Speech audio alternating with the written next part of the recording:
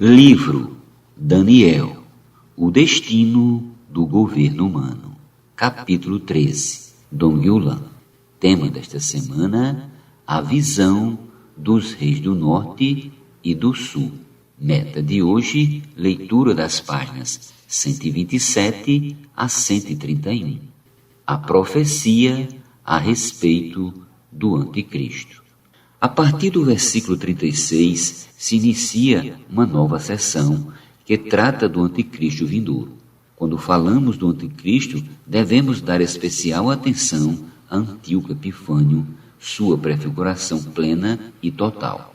Tudo o que vimos a respeito dele, nos versículos 21 a 35, se aplica ao anticristo, que fará tudo o que Antíoco Epifânio fez. Virá caladamente e tomará o poder com intrigas. Versículos 21, parte B. Tornar-se-á forte com pouca gente. Versículo 23, parte B. Distribuirá despojos e bens para granjear aliados e colaboradores. Versículo 24. Falará mentiras enganando as nações. Versículo 27. Voltar-se-á contra a Santa Aliança. Versículo 28. Profanará o santuário, tirará o sacrifício costumado e estabelecerá a abominação desoladora. Versículo 31. Fará segundo sua vontade e se levantará e se engrandecerá sobre todo Deus. Versículo 36, parte A. Contra o Deus dos deuses falará coisas incríveis. Versículo 36. Será próspero nos 7 anos do seu mandato. Versículo 36, parte C. Não terá respeito por nenhuma religião e será cruel e desumano. Versículo 37. Honrará o Deus das fortalezas. Versículo 38, parte A. Ou seja, o seu Deus será o poder e a força militar. Honrará um Deus estranho e contará com seu auxílio para agir contra as potências. Versículos 38, parte B e 39, parte A. Tudo isso acontecerá nos últimos 7 anos desta era. Os versículos 40 a 45 falam provavelmente do período da grande tribulação nos últimos 3 anos e meio desta era. O anticristo entrará na terra gloriosa e matará a muitos. Versículo 41.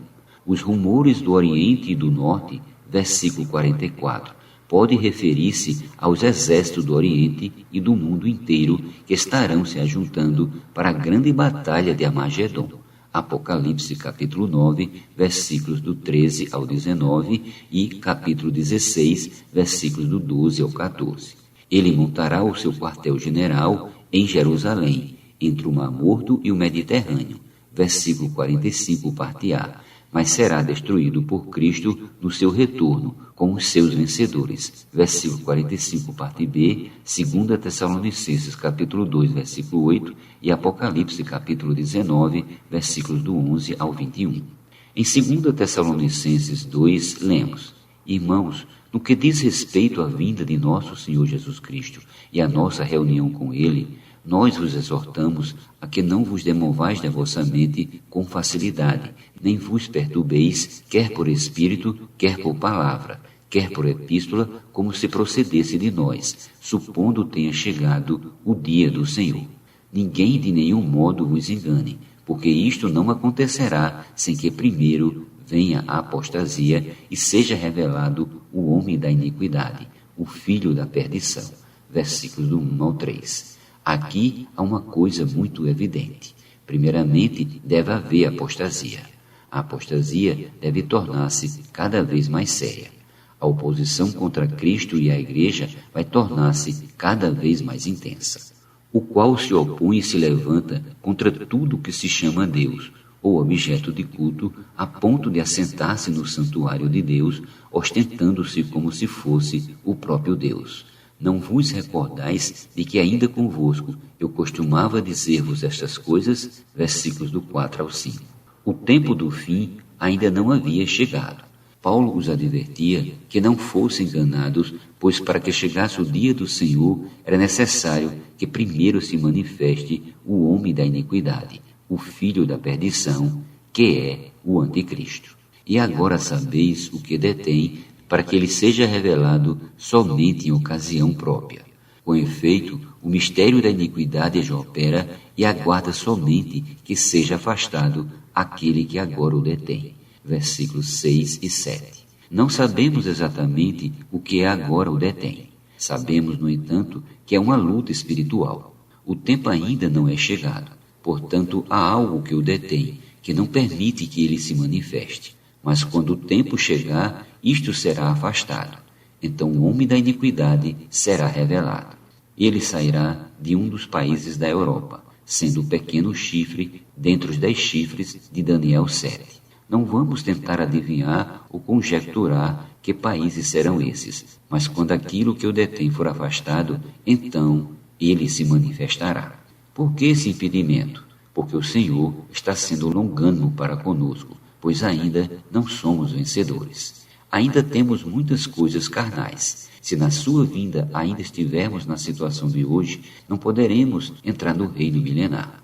Amados irmãos, busquemos a vida e levemos essa vida a outros mediante a distribuição de literatura que expõe saudavelmente a palavra de Deus. Devemos suprir essa vida a todos os habitantes da nossa cidade. Então, antes da vinda do Senhor, as igrejas se levantarão em todas as localidades. O versículo 8 diz: então será de fato revelado o iníquo, a quem o Senhor Jesus matará com o sopro de sua boca e o destruirá pela manifestação de sua vinda. O sopro da boca do Senhor é a sua palavra. A cada dia que passa, sentimos que a palavra do Senhor é como uma espada de 2 gumes. Ele matará o iníquo com a glória de sua vinda. Ele usará a palavra de Deus, a glória de Deus, e destruirá o iníquo. Ora, o aparecimento do iníquo é segundo a eficácia de Satanás, com todo o poder e sinais e prodígios da mentira, e com todo o engano de injustiça aos que perecem. Versículos 9 e 10, parte A.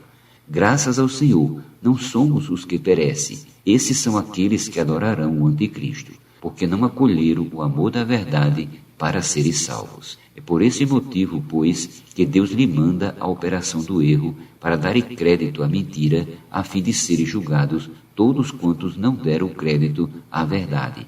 Antes, pelo contrário, deleitaram-se com a injustiça. Versículos 10, parte B a 12. Quando vier o anticristo, ele enganará a muitos. Estes adorarão a besta e a sua imagem.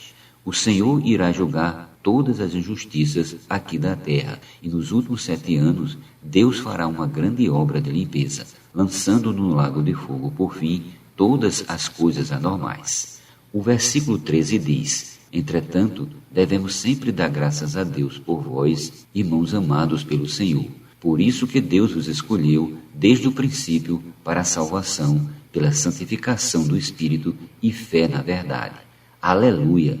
Temos a salvação pela santificação do Espírito, para o que também chamou, mediante o nosso Evangelho, para alcançar a glória de nosso Senhor, Jesus Cristo.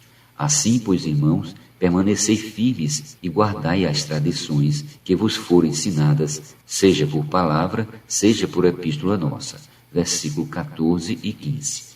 Devemos manter-nos firmes, seja por palavras, isto é, mensagem falada, seja por epístola, isto é, mensagem escrita.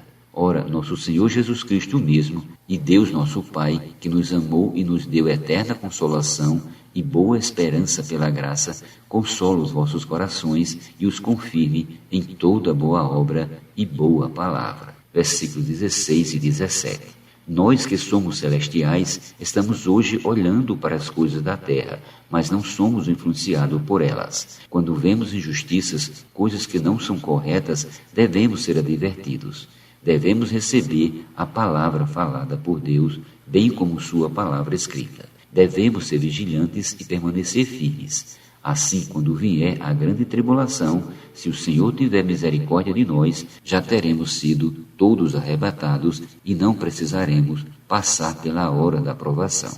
Isso depende inteiramente de nós. Se alguém quiser ficar na grande tribulação para assistir os eventos que ocorrerão, tudo bem. Será uma boa experiência, mas não desejamos isso. O melhor será participar da parousia do Senhor e assistir tudo lá do alto.